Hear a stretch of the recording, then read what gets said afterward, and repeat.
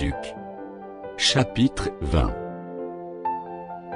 Un de ces jours-là, comme Jésus enseignait le peuple dans le temple, et qu'il annonçait la bonne nouvelle, les principaux sacrificateurs et les scribes, avec les anciens, survinrent et lui dirent, « Dis-nous, par quelle autorité fais-tu ces choses, ou qui est celui qui t'a donné cette autorité ?» Il leur répondit, « Je vous adresserai aussi une question. Dites-moi, le baptême de Jean venait-il du ciel, ou des hommes ?» Mais ils raisonnèrent ainsi entre eux. « Si nous répondons, du ciel, il dira, pourquoi n'avez-vous pas cru en lui ? Et si nous répondons, des hommes, tout le peuple nous lapidera, car il est persuadé, que Jean était un prophète. » Alors ils répondirent qu'ils ne savaient d'où il venait. Et Jésus leur dit, « Moi non plus, je ne vous dirai pas par quelle autorité je fais ces choses. » Il se mit ensuite à dire au peuple cette parabole. Un homme planta une vigne, la ferma à des vignerons, et quitta pour longtemps le pays. Au temps de la récolte, il envoya un serviteur vers les vignerons, pour qu'il lui donne une part du produit de la vigne. Les vignerons le battirent, et le renvoyèrent à vide. Il envoya encore un autre serviteur, ils le battirent, l'outragèrent, et le renvoyèrent à vide. Il en envoya encore un troisième, ils le blessèrent, et le chassèrent. Le maître de la vigne dit, « Que ferai-je ? J'enverrai mon fils bien-aimé, peut-être auront-ils pour lui du respect. » Mais, quand les vignerons le virent, ils raisonnèrent entre eux, et dirent, « Voici l'héritier, tuons-le, afin que l'héritage soit à nous. » Et ils le jetèrent hors de la vigne, et le tuèrent. Maintenant, que leur fera le maître de la vigne ?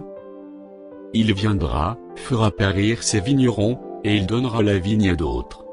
Lorsqu'ils eurent entendu cela, ils dirent, « À Dieu ne plaise. » Mais, jetant les regards sur eux, Jésus dit, « Que signifie donc ce qui est écrit ? La pierre qu'ont rejetée ceux qui bâtissaient est devenue la principale de l'angle ? Quiconque tombera sur cette pierre s'y brisera, et celui sur qui elle tombera sera écrasé. » Les principaux sacrificateurs et les scribes cherchèrent à mettre la main sur lui alors même, mais ils craignirent le peuple. Ils avaient compris que c'était, pour eux que Jésus avait dit cette parabole. Ils se mirent à observer Jésus, et ils envoyèrent des gens qui feignaient d'être justes, pour lui tendre des pièges et saisir de lui quelques paroles, afin de le livrer aux magistrats, et à l'autorité du gouverneur. Ces gens lui posèrent cette question. « Maître, nous savons que tu parles et enseignes droitement, et que tu ne regardes pas à l'apparence, mais que tu enseignes la voie de Dieu, selon la vérité. Nous est-il permis, ou non, de payer le tribut à César ?» Jésus, apercevant leur ruse, leur répondit, « Montrez-moi un denier. » De qui porte-t-il l'effigie et l'inscription ? De César, répondirent-ils. Alors il leur dit, « Rendez donc à César ce qui est à César, et à Dieu ce qui est à Dieu. » Ils ne purent rien reprendre dans ces paroles devant le peuple, mais, étonnés de sa réponse, ils gardèrent le silence.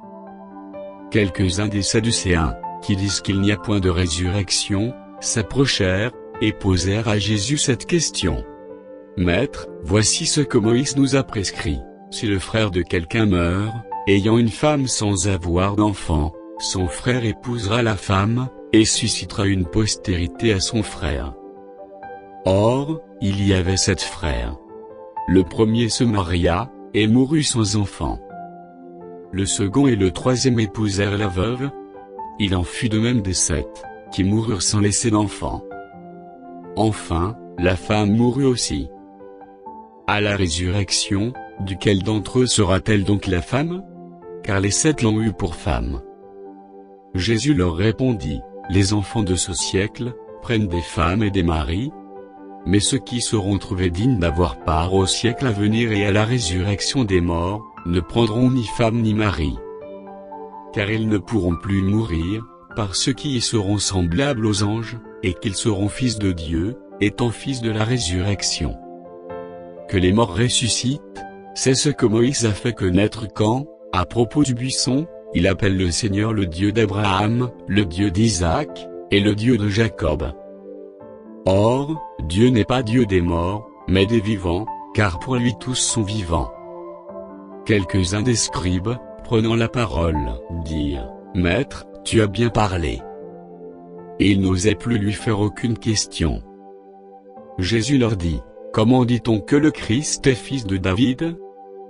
David lui-même dit dans le livre des psaumes, « Le Seigneur a dit à mon Seigneur, assieds-toi à ma droite, jusqu'à ce que je fasse de tes ennemis ton marchepied. » David donc l'appelle Seigneur, comment est-il son fils ?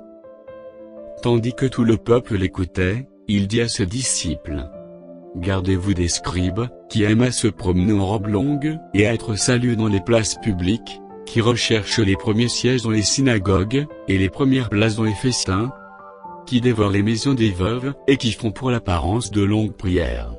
Ils seront jugés plus sévèrement.